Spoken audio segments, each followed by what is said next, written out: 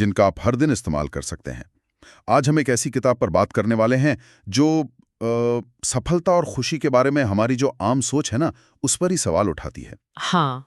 किताब का नाम है द हैप्पीनेस एडवांटेज और इसके लेखक हैं शॉन एकर।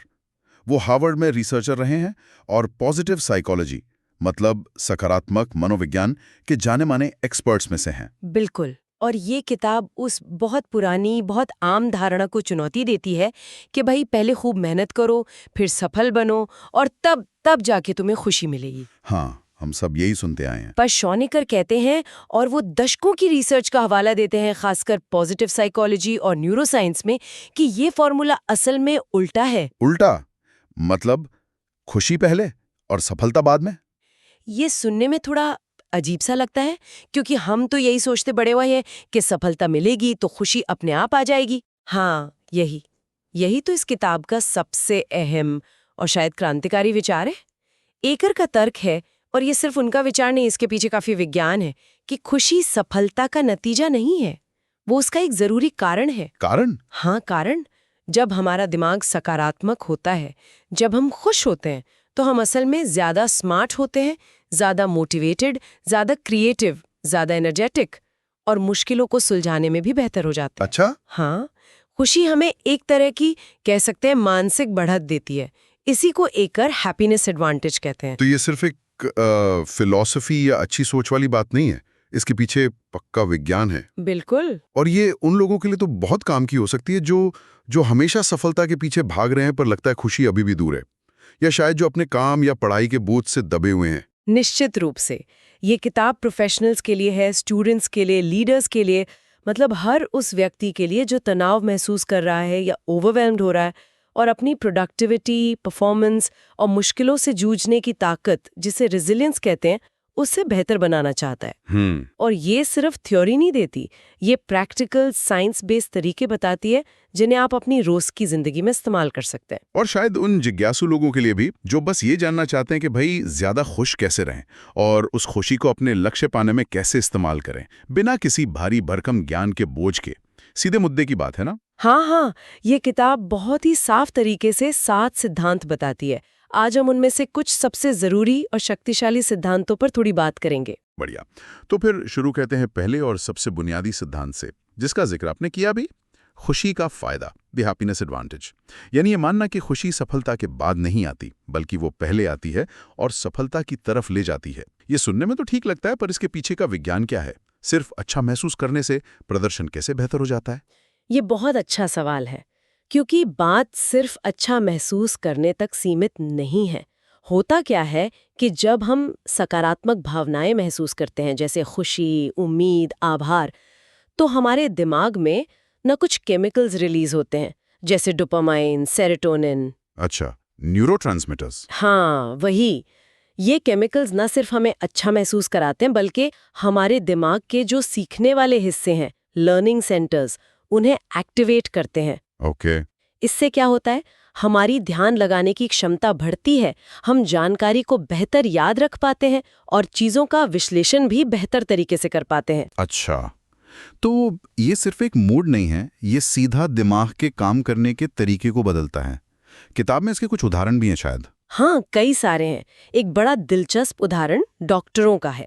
एक स्टडी में पाया गया कि जिन डॉक्टरों को मरीज को देखने से ठीक पहले किसी तरह खुश किया गया, जैसे उन्हें कैंडी दी गई, तो उन्होंने उन डॉक्टरों के मुकाबले जो न्यूट्रल मोड में थे, लगभग 3 गुना ज्यादा समझदारी और रचनात्मकता दिखाई। 3 गुना? ये तो बहुत ज्यादा है। और इतना ही नहीं, उन्होंने 19% ज्यादा तेजी से सही डायग्नोसिस भी किया। 19%? ये तो मेडिकल फील्ड में तो ये जीवन मरण का सवाल हो सकता है। बहुत बड़ा अंतर है ये। और सेल्स का भी जिक्र था शायद। बिल्कुल।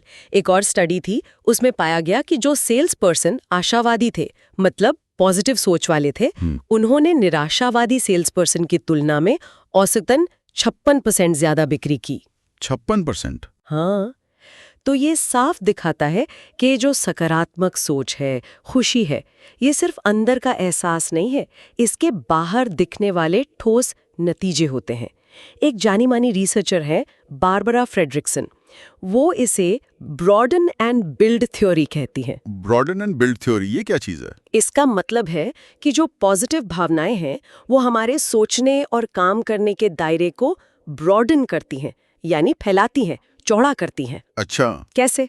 देखिए, जब हम डरे हुए होते हैं या तनाव में होते हैं तो हमारा ध्यान सिकुड़ जाता है। हम सिर्फ खतरे पर फोकस करते हैं ना, वो फाइट या फ्लाइट मोड। हाँ। लेकिन जब हम खुश होते हैं या सकारात्मक महसूस करते हैं तो हमारा दिमाग ज्यादा खुला होता है। हम ज्यादा संभावनाएं देख पाते हैं, नए नए आइडियाज आते हैं, हम ज्यादा क्रिएटिव तरीके से प्रॉब्लम सॉल्व कर पाते हैं। और फिर ये जो नए विचार आते हैं, नए अनुभव होते हैं, ये हमें नए स्किल्स और रिसोर्सेज बिल्ड करने यानी बनाने में मदद करते हैं। तो ये एक तरह का पॉजिटिव साइकिल बन गया। खुशी हमें ज्यादा खुला और क्रिएटिव बनाती है, जिससे हम ज्यादा सीखते हैं, ज्यादा हासिल करते हैं और उससे फिर और खुशी मिलती है। बिल्कुल सही कहा आपने।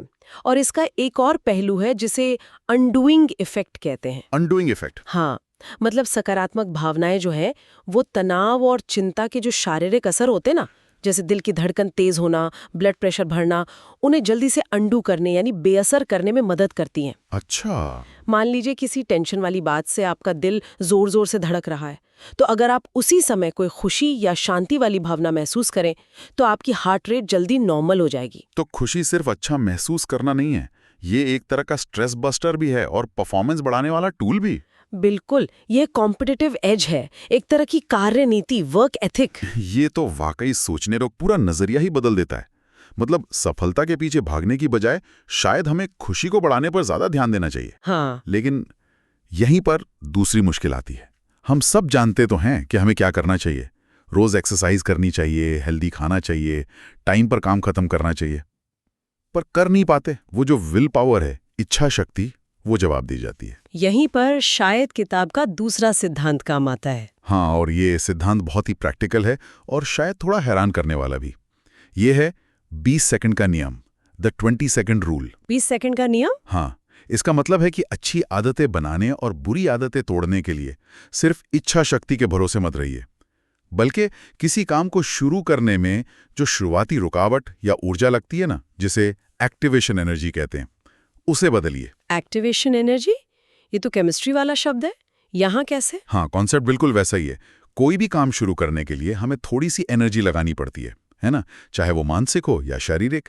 शॉन एकर कहते हैं कि हमारी जो इच्छा शक्ति है वो लिमिटेड है। लिमिटेड, हाँ। एक मशहूर एक्सपेरिमेंट है रॉय बॉमिस्टर का, कुकी और मूली वाला।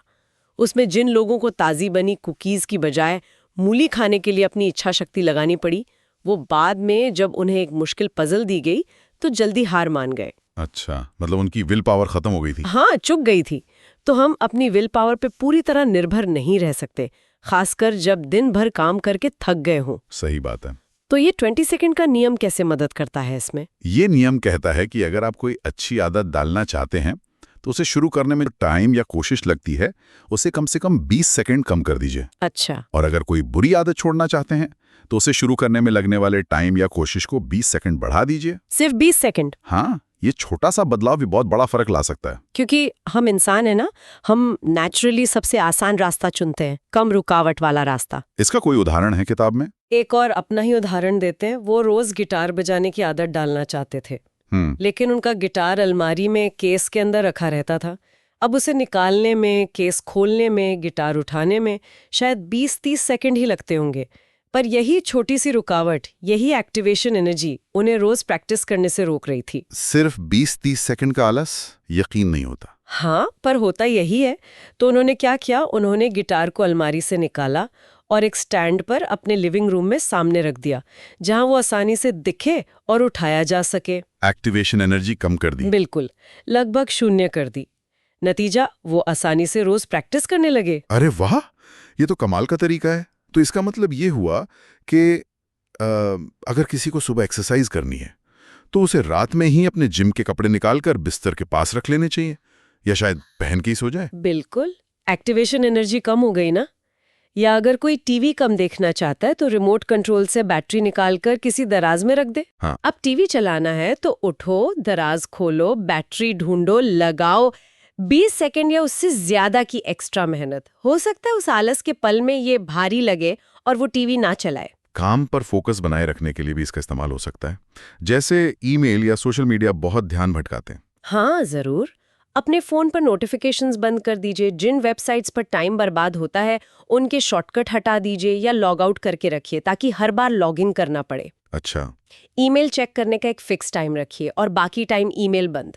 मतलब हर वो छोटा कदम जो अच्छी आदत को थोड़ा आसान बना दे और बुरी आदत को थोड़ा मुश्किल, वो इच्छा शक्ति के भरोसे रहने से कहीं ज्यादा असरदार है। ये अपने माहौल को ही अपने हिसाब से ढालने जैसा है। ये सिद्धांत मुझे बहुत पसंद आया। बहुत ही प्रैक्टिकल है और छोटे छोटे बदलावों पर जोर देता है।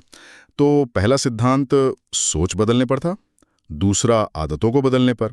अब तीसरा सिद्धांत किस बारे में है? तीसरा सिद्धांत एक ऐसी चीज के बारे में जिसे हम अक्सर सफलता की भागदौड़ में नजरअंदाज कर देते हैं, खासकर जब हम टेंशन में होते हैं। ओके। ये है सामाजिक निवेश। Social investment. हाँ, मतलब आपका जो सोशल सपोर्ट नेटवर्क है, दोस्त, परिवार, सहकर्मी, वो आपकी सबसे बड़ी संपत्ति है। उसे प्राथमिकता दें। सोशल सपोर्ट, दोस्त, परिवार, ये सफलता के लिए इतने जरूरी कैसे हो सकते हैं? हम तो अक्सर सोचते हैं कि हमें अकेले ही लड़ना है, अकेले ही मेहनत करनी है। ये एक बहुत बड़ी गलतफहमी है। दशकों की रिसर्च लगातार ये दिखाती है कि मजबूत सामाजिक रिश्ते जो हैं वो हमारी खुशी, हमारी सेहत, हमारी मुश्किलों से उभरने की क्षमता, रेजिलियंस और यहाँ तक कि हमारी उम्र के लिए भी सबसे जरूरी चीजों में से एक है। अच्छा। एकर तो यहाँ तक कहते हैं कि सोशल सपोर्ट हमारे लिए खाने और हवा जितना जरूरी है। खाने और हवा जितना? ये तो बहुत बड़ी बात हुई। हाँ, क्योंकि मुश्किल वक्त में यही लोग होते हैं जो हमें इमोशनल सपोर्ट देते हैं, प्रैक्टिकल मदद करते हैं और हमें अकेला महसूस करने से बचाते हैं। लेकिन मजे की बात यह है, या कहें विडंबना ये है, कि जब हम सबसे ज्यादा तनाव या दबाव में होते हैं तो हम सबसे पहले क्या करते हैं? खुद को सबसे काट लेते हैं। हाँ, हम खुद को सबसे अलग कर लेते हैं, अकेले में लग जाते हैं, सोचते हैं कि भाई अभी लोगों से मिलने जुलने का टाइम नहीं है। ये बात तो सही है। जब काम का प्रेशर होता है तो दोस्तों से मिलना या परिवार से बात करना भी एक और काम जैसा लगने लगता है। लेकिन एकर कहते हैं कि यही वो टाइम होता है जब हमें अपने सोशल नेटवर्क में सबसे ज्यादा निवेश करने की जरूरत होती है। वो इसकी तुलना करते हैं फुटबॉल टीम की ऑफेंसिव लाइन से। Offensive line? जी, वो जो क्वार्टरबैक को बचाते हैं। हाँ, वही।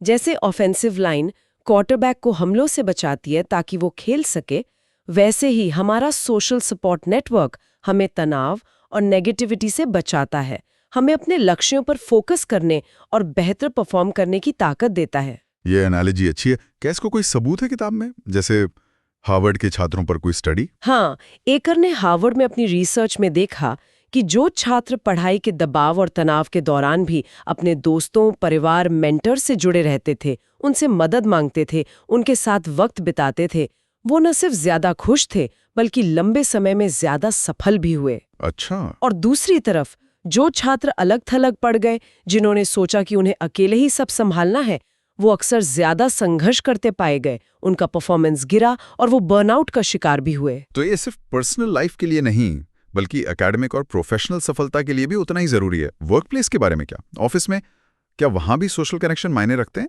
बहुत ज्यादा।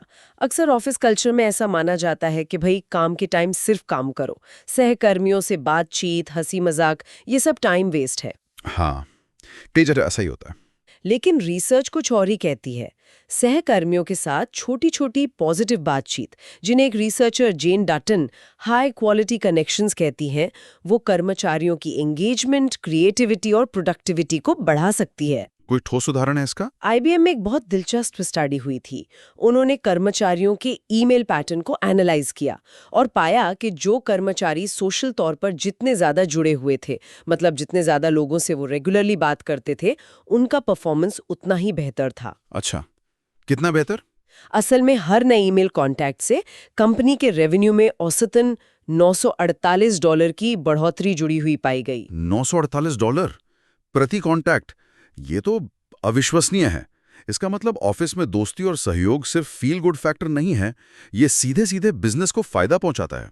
जहां आपसी मदद, देखभाल और पॉजिटिव सोशल रिश्तों को बढ़ावा मिले, उन्हें हतोत्साहित न किया जाए। छोटी छोटी चीजें भी फर्क डालती हैं, जैसे टीम लंच, किसी की मदद के लिए शुक्रिया कहना या बस 2 मिनट निकालकर किसी सहकर्मी का हालचाल पूछ लेना। सोशल इन्वेस्टमेंट सिर्फ एक सॉफ्ट स्किल नहीं है, ये एक स्ट्रैटेजिक जरूरत है। तो हमने 3 मुख्य सिद्धांतों पर बात की। पहला, खुशी को सफलता की नींव मानना, द हैप्पीनेस एडवांटेज। दूसरा, आदतों को आसान बनाने के लिए 20 सेकंड नियम का इस्तेमाल करना। और तीसरा, अपने सामाजिक रिश्तों में सोच समझकर निवेश करना। ये तीनों मिलकर तो एक बहुत शक्तिशाली फ्रेमवर्क बनाते हैं। हाँ, और ये सारे सिद्धांत इस एक मूल विचार पर टिके हैं कि हमारा दिमाग और हमारी परिस्थितियां फिक्स नहीं है, हम बदल सकते हैं। न्यूरोप्लास्टिसिटी का जो विज्ञान है वो हमें यही बताता है। न्यूरोप्लास्टिसिटी मतलब दिमाग का बदलना? हाँ, हमारा दिमाग लगातार बदलता रहता है। हमारे अनुभव, हमारे विचार, इनके आधार पर नए कनेक्शंस बनते रहते हैं। इसका मतलब यह है कि हम जानबूझकर ऐसी आदतें और ऐसी सोच विकसित कर सकते हैं जो हमें ज़्यादा खुश बनाएं, ज़्यादा आशावादी बनाएं और आखिर में ज़्यादा सफल बनाएं। तो ये सिर्फ पॉजिटिव सोचने के बारे में नहीं है, ये पॉजिटिव करने के बारे में है। इन सिद्धांतों को जानना एक बात है, पर इन्हें असलियत में लागू करना दूसरी। बिल्कुल, असली फायदा तो लागू करने से ही मिलेगा। हाँ। और अच्छी बात यह है कि शुरुआत करने के लिए कोई बहुत बड़ा बदलाव करने की जरूरत नहीं है। अच्छा। हाँ, शायद आज रात सोने से पहले सिर्फ 3 ऐसी चीजों के बारे में सोचें या लिख लें जिनके लिए आप शुक्रगुजार हैं। ये कृतज्ञता का अभ्यास है, जो खुशी बढ़ाने का एक पक्का तरीका है। या कल ऑफिस में 20 सेकंड नियम का इस्तेमाल करके किसी एक ध्यान भटकाने वाली चीज को थोड़ा मुश्किल बना दें। या किसी ऐसे दोस्त या सहकर्मी को एक छोटा सा मैसेज भेज दें जिससे काफी टाइम से बात नहीं हुई है। छोटे छोटे कदम, लेकिन लगातार। और जैसा किताब में भी कहा गया है, शायद इसका असर सिर्फ हम तक ही न रहे। सही कहा, खुशी फैलती है, ये संक्रामक होती है। जब हम ज्यादा खुश और पॉजिटिव होते हैं तो इसका असर हमारे आसपास के लोगों पर भी पड़ता है, हमारे परिवार पर, दोस्तों पर, सहकर्मियों पर। एक पॉजिटिव माहौल बनता है। हाँ, तो अपनी खुशी पर काम करना सिर्फ एक स्वार्थी काम नहीं है, ये अपने आसपास की दुनिया में भी पॉजिटिविटी फैलाने का एक तरीका है। आपकी अपनी सफलता और खुशी वो एक बड़े समूह के अनुभव का हिस्सा बन सकती है। ये एक बहुत ही प्रेरणा देने वाली और उम्मीद जगाने वाली बात है। द हैप्पीनेस एडवांटेज वाकई हमें सफलता और खुशी को एक बिल्कुल नए नजरिए से देखने पर मजबूर करती है। ये सिर्फ कुछ सिद्धांत नहीं है, बल्कि ये जिंदगी जीने के एक ज्यादा असरदार और ज्यादा संतोषजनक तरीके का नक्शा है। हाँ, और सबसे जरूरी बात यह है कि ये सब हमारी पहुंच में है। विज्ञान हमें रास्ता दिखाता है और छोटे प्रैक्टिकल कदम हमें उस रास्ते पर आगे बढ़ा सकते हैं। ये था आज का विश्लेषण। हालांकि यह चर्चा पुस्तक के पूरे पाठ का स्थान नहीं ले सकती, लेकिन यह इसकी शिक्षाओं की एक झलक जरूर दे सकती है। मुझे आशा है कि आपको ये चर्चा उपयोगी लगी होगी और मैं आगे भी आपके साथ साझा करने के लिए उत्सुक हूं। मुझे बताएं कि आप अगली बार किस पुस्तक पर चर्चा सुनना चाहते हैं।